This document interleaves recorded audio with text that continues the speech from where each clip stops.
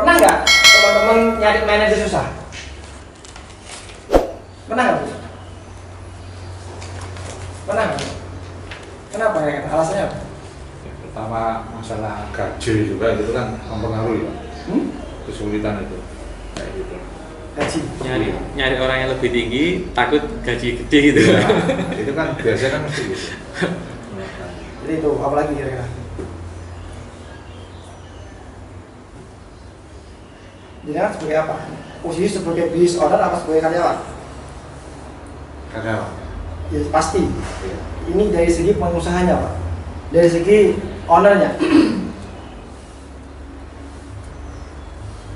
Karena apa? Jadi gini teman-teman. Ada namanya ini mungkin. Jadi ini ada dua. Skill, ya, knowledge, skill sama attitude. Ini penting. Menurut itu artinya apa? Nggak tahu. Hah? Nggak tahu. Skill, Nggak tahu. attitude. Suka. Ini harus skill. Ya. 5 terus 20 dan berapa? 75. Ya. Jadi teman-teman, ya. Contoh kayak kita belajar tentang hari ini. Bagaimana cara menjual, bagaimana manajerial skill. Itu kan tentang ilmu. Ini ilmu. Ini ya. Ini praktek. Ini apa? Karakter. Nah, teman-teman. Ketika Anda mau merekrut orang, Anda fokusnya pada knowledge, skill atau karakter.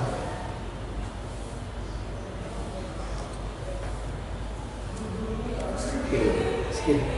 Padahal dominasinya berapa? 20%. Akan interview kan dicek pengalamannya apa, kemampuannya apa. Nah, ini. Makanya ini cara jadi gini, teman-teman. Yang dilakukan oleh perusahaan besar, kayak bahkan Pak D, yang dilakukan oleh Ngelongso, yang dilakukan oleh teman-teman yang lain. Kira-kira kalau ada 5, 20, 75, kita fokusnya yang mana? Hah? Kenyataannya kita fokusnya pada apa? Hah? Kalau tes intelijen misalkan, itu apa? Tes apa kira-kira? Ilmu. Kalau tes presentasi, tes apa kira-kira? Kalau adab, sopan santun, itu tes apa ya? Nah, teman-teman, ini terkait tentang development. Ini kan nanti ada yang di develop, ya kan? Develop. Nah, Anda punya karyawan atau punya manajer, ya, itu developnya pakai yang mana? 5, 10, 20 ya, atau 75. Pakai yang mana? Ketika Anda punya karyawan, mohon maaf, Anda sering menggunakan pendekatan karakter, praktek atau ilmu. Mohon maaf. Ilmu sama praktek. Nah, ini belum ada sentuh. Dan itulah alasan kenapa Anda nggak dapat orang bagus. Tahu jawabannya Pak? Ini pondasi loh ini. Jadi di sini saya akan memberi jawaban yang ya ini yang benar. Jadi selama ini kita nyari orang tuh pintar S1, S2, S3, saya nggak pilih. Makanya kenapa saya punya program itu ke pondok. Kita punya program coaching ke pondok-pondok. Karena apa? Karena dari sisi karakter sudah benar. Ilmunya aja yang belum bisa, teman-teman. Jadi cari karyawan lulusan pondok, selesai. Pasti benar akhlaknya. Dia minimal 80% lah ya, karena udah dibantu sama ustadz itu loh. Berarti nyari lowongan kerja nggak perlu syarat pengalaman salah. Betul. Itu kan skill ya, masuk skill. Ya boleh, tapi kan jangan fokus. Jadi gini loh. Kan 5, 20, 75. Kira-kira kalau ada 75, 20, yang berpengaruh yang mana kira-kira? 75. Terus ngapain Anda fokus sama S1, S2? Belum tahu ya. Kalau perlu jangan undang jadi karyawan saya dulu. Masuk. Masuk ya.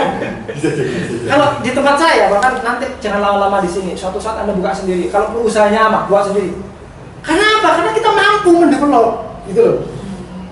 Jadi ada orang yang kadang gini, nanti kalau mitra saya buka sendiri gimana? Karena Anda takut, benar nggak? Kalau saya justru seneng, mitra saya buka sendiri, kalau perlu jadi partner. Pertama kita karyawan, kedua partner, ketiga mitra atau intinya supplier gitu. Ya juga. Sehingga nggak ada masalah gitu loh. Bisnis itu akan enjoy. Kalau perlu Pak Ismail nanti buat minuman sendiri. Ya kita punya bisnis minuman sekarang. Kalau perlu Anda jadi supplier saya.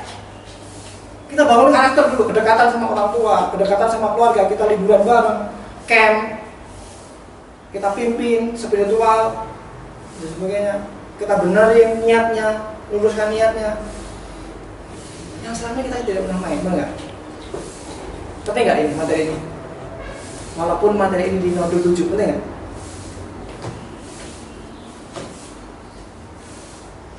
Ya, ini penting. Ini message yang kedua. Tadi yang pertama message yang pertama, ya. Ini message yang kedua. Silakan Abu tulis. Jadi setiap slide ya, itu memiliki makna yang berbeda, memiliki value yang saya tanamkan berbeda. Makanya kenapa orang baru yang kerja di tempat saya wajib review materi saya supaya satu visi. Kalau nggak satu visi ya udah keluar. Mau belum jauh kan gitu ya. Contoh. Tapi insya Allah tim-tim kita solid. Lihat komitmen tim saya. Satu visi nggak Pak? Nah, saya nyari tim gampang kok. Bahkan saya nggak nyari ya, benar nggak misalnya? Datang sendiri kok. Hah? Bahkan Anda nanti bisa gabung tim saya nggak nyari kok. Enak nggak nyari tim? Kira-kira dipengaruhi dari apa? Kok bisa nyari tim gampang? Karakter siapa? Si ownernya ya. Nah, jadi tujuan kami datang ke sini mengajari Anda tentang karakter itu. Ayo, ada pertanyaan? Oke, kita review lagi apa yang didapat. Karena kalau langsung banyak nggak bisa terima semua ya Bu. Ya pelan-pelan. Kita pulih dulu. Minum dulu Pak. Minum dulu Pak. Apa yang didapat? Khusus slide ini. Yang didapat adalah ternyata di sini kita tidak perlu melihat background karakter, background pendidikan seseorang. Yang melainkan yang dilihat adalah karakter, praktek dan ilmu. Karena yang di sini ditonjolkan ada kita harus melihat bagaimana karakter seseorang. Kedua, kita harus bisa melihat bagaimana cara kerjanya atau praktek. Intinya baru kita bisa menerapkan ilmu yang harus dipelajari kembali. Ada sesuatu yang dapat ya? Iya. Mas, Kalau saya sih lebih ke kita kalau misalkan dari diri sendiri sih untuk mendevelop diri sendiri kita harus ke soft skillnya dulu, lalu kita ke yang lainnya skill.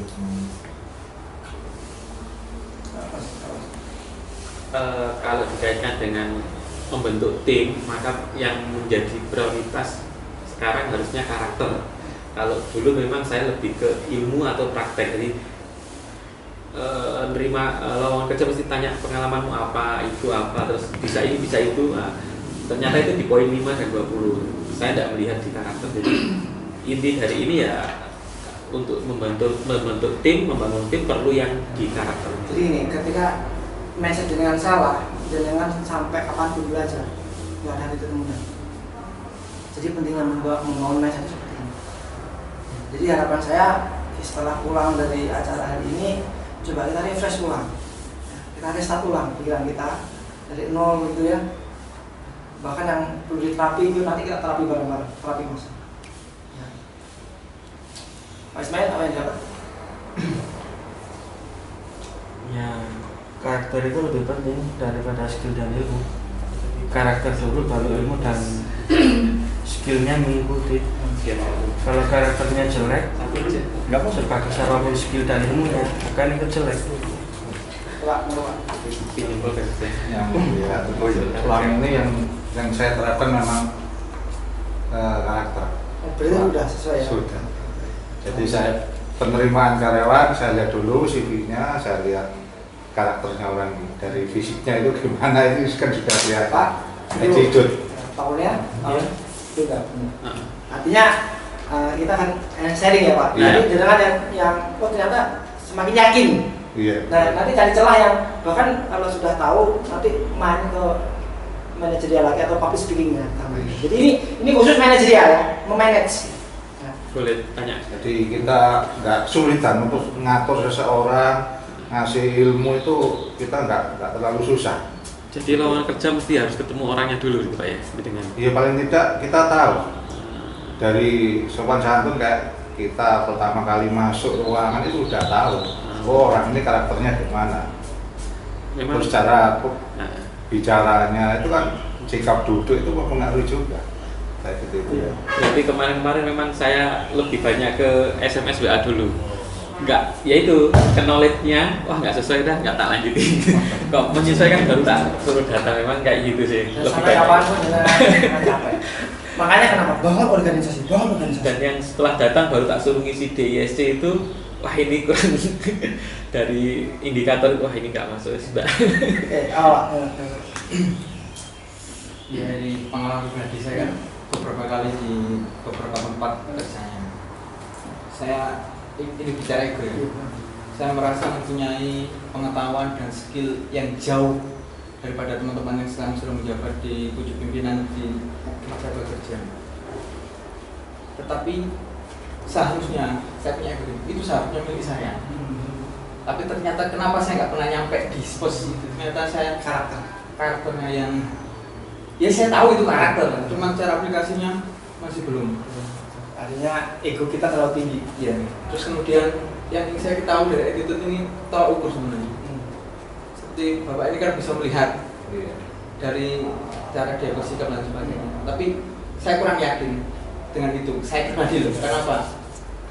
Karena semakin tinggi pengetahuan seseorang dan seseorang itu bisa dimanipulasi menurut saya. Jadi cara berpakaian, kemudian bersikap. Kalau sudah belajar pengembangan diri mungkin dia akan bisa mengikuti semua ya. Tapi untuk keseharian itu nanti baru ketahuan secara ketika kita berkomunikasi setiap hari. Jadi artinya ini Pak, ada pasangan bilang tim kami gitu ya. Ada saya ya kita sama-sama turunkan itu. Poin-poinnya di situ kalau saya. Tidak mudah untuk ngajarin orang yang lebih tinggi, itu nggak mudah. Kalau nggak di forum. Kalau di forum memang tempatnya diskusi Pak ya. Saya sendiri juga sama. Sekarang tuh saya juga masuk Ismail, kalau saya misalnya ada saran tolong bikin.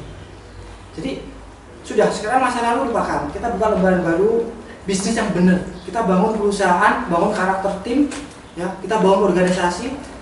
Kita pada planning sesuai dengan rancangan-rancangan yang kita buat tadi. Mas,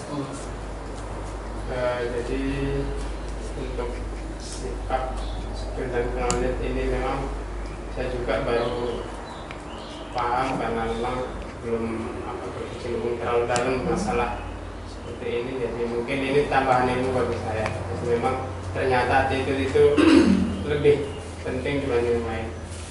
Meskipun yang lain tetap tidak bisa dikesampingkan.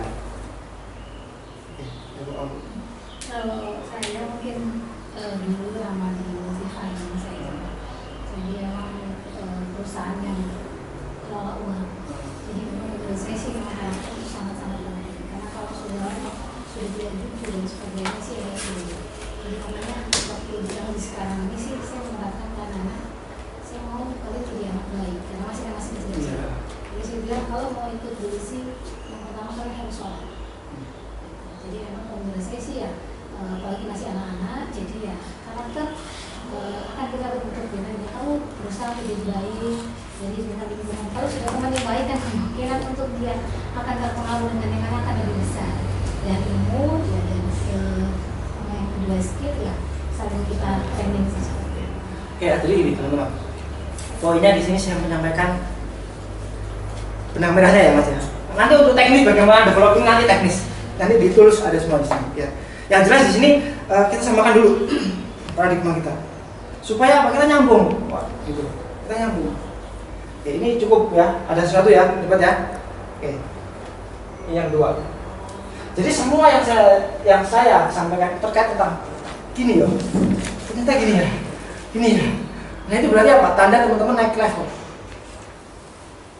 Jadi kalau teman-teman walah, tahu. Berarti kan ilmunya biasa aja. Tapi oh iya, ternyata gue gak pernah kayak gini. Oh iya, ternyata 10 modul. Oh iya, berarti ada sesuatu yang nambah di situ. Dan itu harus Anda tingkatkan setiap hari. Oke. Nah, sekarang tugas manajer apa? Dulu sih. Pak Rafiq ada tamu. Suruh masuk. Naik. Nah, ini penting, ya penting. Teman-teman jabatannya seorang manajer. Tugasnya apa kira-kira? Ini saya tanya Pak. Ya, saya sih mentraining dan mengatur untuk yang berada di bawah. Di bawah? Kita merencanakan. Oh, ada mungkinnya. Kok enak benar. Merencanakan planning ke depannya. Bayangin, kita punya perusahaan gede. Ada manajer director leader. Dan saya melihat dengan ketika saya tanya tugas manajer, berarti UMI-nya kan belum clear. Makanya target 1M, 2M itu nggak akan tercapai ketika UMI-nya belum clear. Ini belum terkait tentang job desk loh ya. Ini masih tugasku tuh apa sih sebenarnya? Ya, masih. Ya.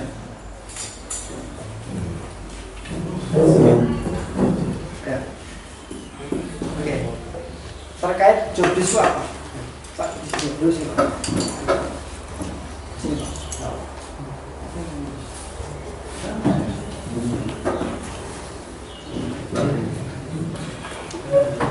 Nah, ini penting Mas. Ya. Jadi ini teman-teman nanti harapan saya, ya, ya. Pak ini jenengan ya, tolong dikelirkan dulu. Aslinya tugasmu itu apa sih? Bukan dari perusahaan, tapi dari karyawan. Nah, ketika tugas dari perusahaan 10, dari karyawan 5, gap-nya inilah kita komunikasikan, Pak. Sehingga aplikatif nanti. Jadi tugas seorang manajer ketika belum masuk ke alam bawah sadar teman-teman, dan saya misalkan contoh, mohon maaf, Pak jangan jadi manajer saya Pak ya, nah, halaman itu. Oke, nah setelah itu aku ngantol. Loh kok nggak kerja gitu kan? Yang salah saya apa dia? Oke. Saya yang salah. Oh dia belum nggak punya kompetensi kok dijadikan manajer. Jadi harusnya sebelum merekrut beliau dijelasin dulu, ini loh tugasmu, ini nanti kemarin program baca dulu. Tugasmu ini gimana? Oke, sepakat? Oh saya kan belum tahu, berarti kan skill manajerialnya kan belum. Makanya kenapa ada namanya? Di sini ada skill manajerial.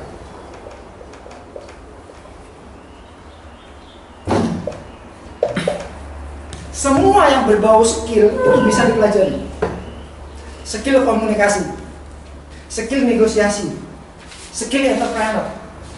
Artinya itu bisa dipelajari Mas, nggak usah khawatir. Jadi teman-teman nggak usah takut bahwa saya nggak bisa menjadi pengusaha sih. Ada training skill komunikasi, diajarkan tadi perlu duduk, buka salam, cara ngomong, tegak dan sebagainya.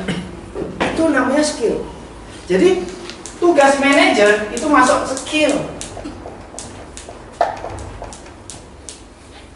Kalau misalkan dia belum tahu berarti diapain Pak? Training. Kalau dia nggak tahu yang dia kuasai, diapain Pak? Dia bingung misalnya. Aku nggak ngerti kok tugas ini, nggak ngerti kok aku mungkin nggak. Diapain? Tahu? Kalau sudah tahu tapi nggak jalan, diapain? Di mentoring.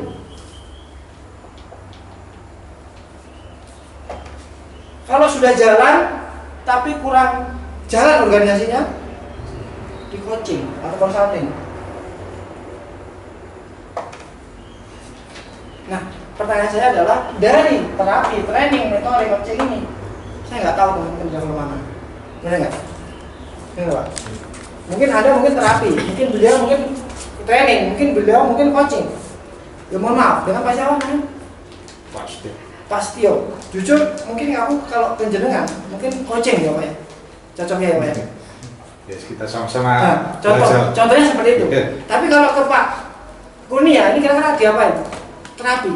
Jadi saya tidak bisa memaksa coaching sama beliau. Gitu. Karena apa? Karena latar belakang jenengan Pak. Gitu. Contoh seperti itu Pak. Ya, saya tugas manajer. Ini penting. Khususnya untuk organisasi saya pribadi ya, Mas Ismail ya, tim saya sendiri ya, teman-teman yang di luar mungkin baru datang ya. Apa kira-kira? Nanti materi ini sampaikan ke manajer jenengan. Loh, saya kan belum punya manajer. Ya berarti apa? Rekrut manajer. Loh, saya kan belum punya mindset manajer. Berarti belajar knowledge caranya menjadi manajer. Jadi jelas tuntutannya. Kok susah banget sih bisnis Pak gitu ya. Ya kalau kita ingin menjadi orang yang berhasil, menjadi orang yang sukses, ya memang harus ditempa Pak. Dan teman-teman beruntung ada tempat ini karena kita udah siapin semuanya. Masuk akal Pak? Masuk akal Pak ya? Nah, pertama adalah ini memimpin organisasi. Coba yang keras. Ayo. Tugas manajer satu. Tak jelasin satu persatu karena penting. Teman-teman nanti yang di video ya, teman-teman catat ya. Nanti artinya teman-teman, kalau saya punya manajer terus manajer tanya kepada saya, Pak Taufik, gitu ya. Ini gimana nih karyawan ini mengeluh gitu ya, kayaknya nggak sanggup. Berarti dia belum siap menjadi manajer Pak. Makanya teman-teman, ketika teman-teman ada kalimat manajer, teman-teman harus komitmen. Anda harus membangun organisasi. Loh, Pak ini kan organisasinya orang lain Pak. Saya kan hanya karyawan. Ya ini dimanapun berada. Kalau di sosial ya organisasi sosial, komunitas juga organisasi komunitas. Kalau ikut orang ya organisasi orang lain. Anda sebagai karyawan. Kalau punya perusahaan sendiri ya organisasi perusahaan sendiri. Artinya teman-teman sekarang ini menjadi manajer di perusahaan sendiri, enggak? Ya enggak? Nah pertanyaan saya adalah, mana mungkin kita merekrut manajer kalau kita sendiri nggak tahu tugas seorang manajer? Masuk akal Pak ya? Sebenarnya Pak ya? Jangan untuk ya? Break dulu atau lanjut? Jadi dulu ya? Jadi dulu, sholat ya? Nanti kita lanjutin. Kita breaknya sampai di tugas manajer ya. Oke, teman-teman, sampai ketemu di sesi 2 ya. Ini cukup panjang ya, 1,5 jam waktunya. Sampai ketemu di bagian 2 kelanjutannya dari manajer Mas Tri ya. Saya akhiri. Assalamualaikum warahmatullahi wabarakatuh. Waalaikumsalam.